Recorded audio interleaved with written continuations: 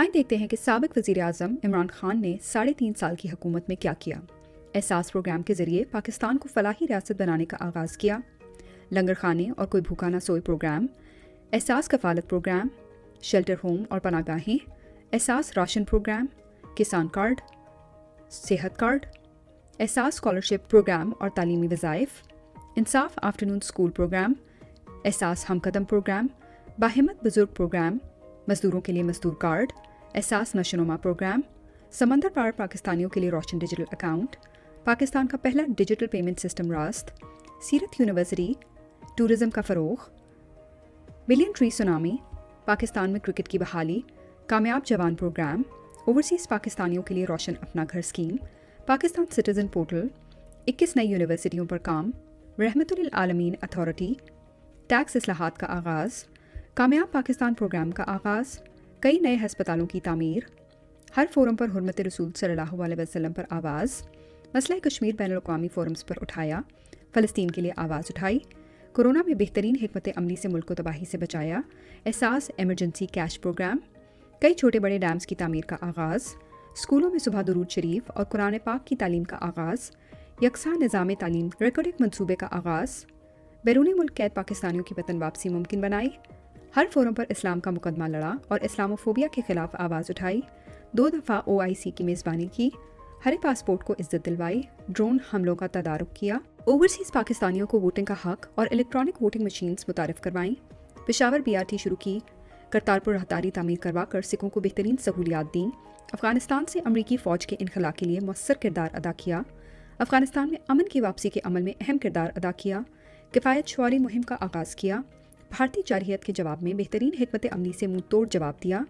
ابھینندن کے معاملے میں پاکستان کے جذبہ خیر سگالی کو بین الاقوامی سطح پر پذیرائی ملی،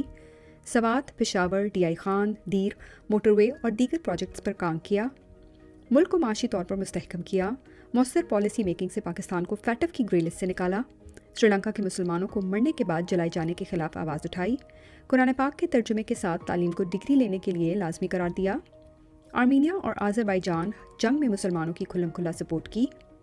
ملک کی پہلی business out sourcing BPO ready سہولت ورک اراؤنڈ شروع کی، احساس ریڈی بان پروگرام شروع کیا، لینڈ ریکارڈ کی ڈیجیٹائزیشن سے صدیوں پرانے پٹوار نظام کو جدید بنایا، ملک کی تاریخ کے سب سے زیادہ غیر ملکی قرضوں کی ادائیگی کی، $20 ارب کا کرنٹ اکاؤنٹ خسارہ درست حکمت عملی سے $0.5 ارب تک کم کیا، کارکے کیس میں پاکستان کو $1.2 بلین کا جرمانہ ادا کرنے سے بچایا، غیر ملکی ترسیلات زر میں ریکارڈ اضافہ کیا،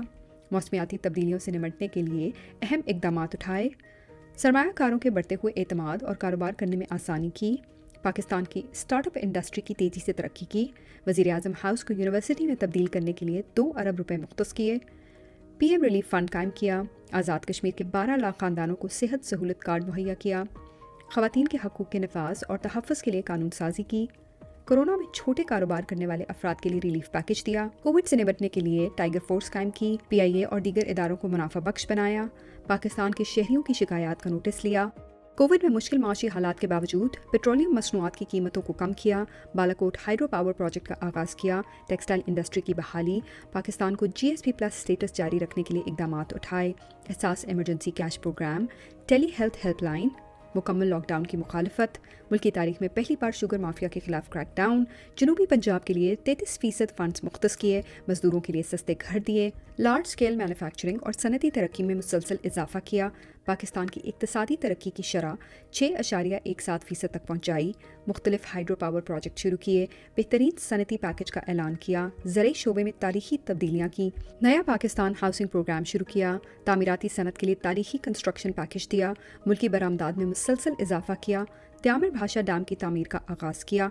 ML1 railway net work project کا آغاز کیا، بلو اکانومی پالیسی، ملک کے سب سے بڑے فلاحی پروگرام کا آغاز، قبائلی علاقوں میں پہلی دفعہ بلدیاتی انتخابات کروائے، قرآن پاک کے کاغذات پر ڈیوٹی ختم کی، PTV کو منافع بخش ادارہ بنایا، گوادر میں ترقیاتی منصوبوں کا آغاز کیا،